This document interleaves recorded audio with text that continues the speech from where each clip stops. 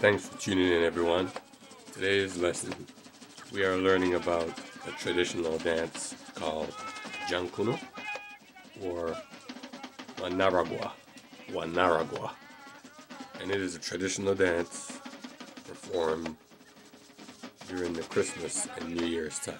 And since we're dealing with dancing, to dance in Garifuna is Abinaha. Abinaha. Now, if you can recall from a past episode where I explained conjugation. So if I want to say, I dance Jankunu or I dance Wanaragua, I would say, Nabinaha Wanaragua. You dance Wanaragua, Babinaha Wanaragua.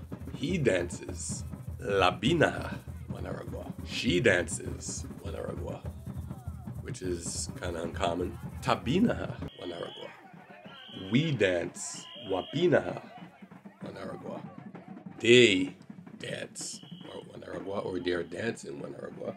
Habinaha Wanaragua. And that is it for this lesson.